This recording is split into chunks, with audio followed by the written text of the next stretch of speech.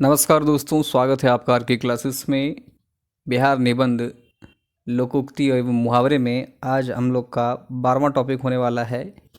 इससे पहले कुल 11 टॉपिक हम लोगों ने कंप्लीट कर लिया है, जो कि अगर आपने अभी तक नहीं देखा है तो उसको आप देख सकते हैं। बाकी सभी का जो पीडीएफ है वो आपको टेलीग्राम चैनल पर मिल जाएगा, जिसका लिंक जो है डिस्क्रिप्शन में दिया हुआ है। तो चलिए शुरू करते हैं आज का अपना टॉपिक। शुरू करने से पहले चैनल पर नए हैं तो सब्सक्राइब करें, पास वाले बेल आइकन को जरूर दबाएं। टॉपिक है गईल राज जहवा चुगला पैसे, गई पेड़ पेड़ जहवा बगुला बैसे। काफ़ी टफ जो है ये शीर्षक दिया हुआ है। आइए इसके बारे में जानते हैं क्या है। कहता है कि राजा बोला रात है, राजा बोला रात है, मंत्री बोला रात है। राजा बोला रात है, मंत्री बोला रात है। एक एक कर फिर सभासदों की बारी आई, एक एक कर फिर सभासदों की बारी आई। उबासी किसी ने तो किसी ने ली अंगड़ाई। इसने उसने देखा देखी फिर सबने बोला रात है, लेकिन यह सुबह सुबह की बात है। अर्थात पहले राजा ने बोला, फिर मंत्री ने, फिर एक एक करके जो सभा में बैठे हुए हैं सभी ने देखा देखी में बोला कि रात है। एक्चुअल में ये बात सुबह की हो रही है। कहता है कि गोविंद प्रसाद की ये पंक्तियां किसी भी शासन प्रणाली में अप्रत्यक्ष रूप से निंदा करने वाले लोगों की ओर इशारा कर रही है। अप्रत्यक्ष रूप से होने वाली निंदा किसी भी शासन प्रणाली के लिए नकारात्मक होती है। लोक संस्कृत में प्रचलित लोकोक्ति गईल राज जहवा चुगला पैसे, गई पेड़ जहवा बगुला बैसे भी इस स्थिति को ही बयां करती है। कहता है इस लोकोक्ति का अर्थ है कि जिस राज्य में पीठ पीछे निंदा करने वाले लोगों का वर्चस्व हो जाता है, उसका नाश उसी प्रकार से होता है।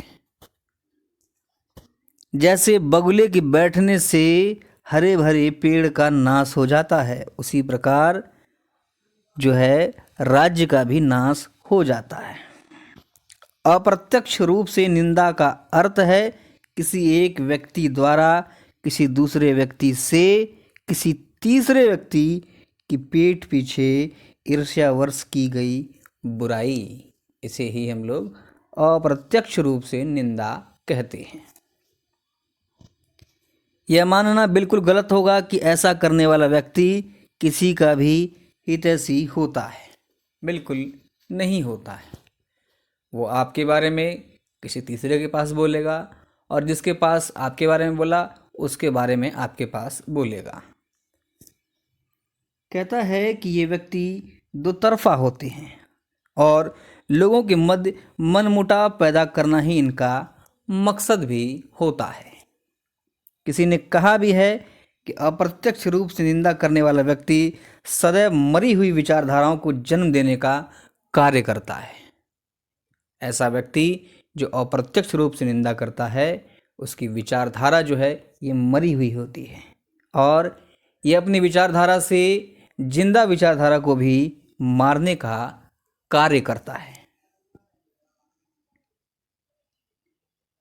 वर्तमान युग की बात करें तो कई मनोवैज्ञानिकों का मानना है कि जब हम किसी की बुराई करते हैं तो हमारे चारों ओर नकारात्मकता फैल जाती है और उस नकारात्मकता के केंद्र में रहने पर स्वयं का ही नुकसान होता है। ऐसे व्यक्ति विश्वासपात्र बनकर अपने निजी लाभ के लिए अन्य व्यक्तियों को निजी मामलों को जानने का प्रयास करते हैं। साथ ही जिस तरह जंगल की आग फैलती है, उसी तरह ये सभी लोगों में अन्य व्यक्तियों की गोपनीय बातों को फैला देते हैं। आपके सीक्रेट्स को जानना फिर उसे शेयर करना, ये ऐसे लोगों की प्रवृत्ति होती है। यह समस्या समाज के उन व्यक्तियों के विचारों की उपज है जिन्हें भोजपुरी में कुचुरा कहा जाता है, कुचुरा। ऐसे व्यक्ति स्वयं दीनहीन दशा में रहकर क्षणिक स्वार्थ की पूर्ति हेतु अपने मालिक को खुश करने के चक्कर में समय समय पर अच्छे विचारों की गलत निंदा करते रहते हैं। अप्रत्यक्ष रूप से निंदा का उद्देश्य स्वयं को निर्दोष साबित करना तथा दूसरे के ऊपर दोषारोपण करना भी होता है। कवि रहीम ने भी कहा है कि रोल बिगाड़े राज ने मोल बिगाड़े माल, सने सने सरदार की चुगल बिगाड़े चाल।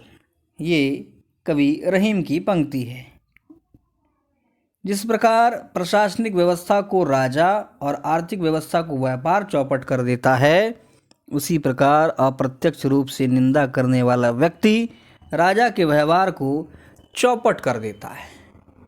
इसका कई सारा जो है आप पौराणिक कथाओं में जाएंगे तो आपको उदाहरण मिल जाएगा। इसलिए राजा को ऐसे व्यक्तियों से उसी प्रकार बचना चाहिए जैसे पेड़ों को बगुलों से बचाया जाता है। बगुला जिस भी पेड़ पर बैठ जाता है उसका धीरे धीरे नाश हो जाता है। यह सत्य है। एक के बाद एक बहुत सारे बगुले उस पेड़ पर बैठने लगते हैं। बैठने के बाद वे बीट, जो कि मल होता है, करके उस पेड़ के पत्ते डाली सभी को सुखा देते हैं। उनकी बीट में ऐसा रसायन होता है जो कि पेड़ों को नुकसान पहुंचाता है। पहले तो वे हरे भरे पत्तों के बीच शोभामयान लगता है, मतलब काफ़ी आपको अच्छा लगेगा, देखने में पीसफुल लगेगा।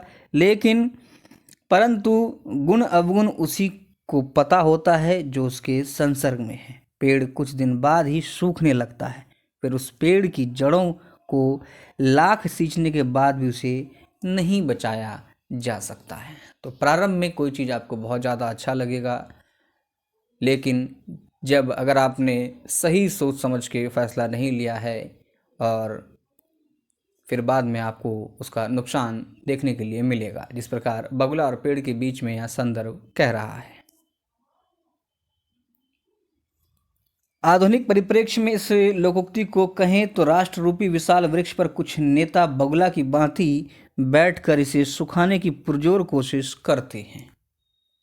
जिस प्रकार बगुला कीड़े और मछली को उद्रस्त करने में पारंगत होता है, उसी प्रकार आधुनिक नेता समाज के लिए बनी बेहतर योजनाओं को व्यर्थ या समाप्त कर देते हैं।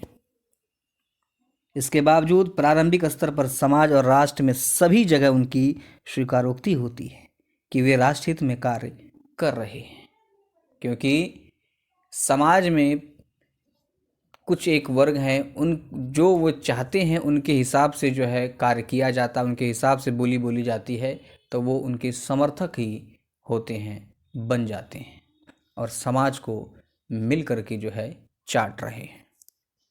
अतः देश की जनता को इस प्रकार के राजनेताओं या लोगों से सावधान रहने की आवश्यकता है, बिल्कुल आवश्यकता है। तो ये था अपना आज का टॉपिक। उम्मीद है वीडियो आपको अच्छा लगा होगा। मिलेंगे किसी अगले टॉपिक के साथ, तब तक के लिए जय हिंद।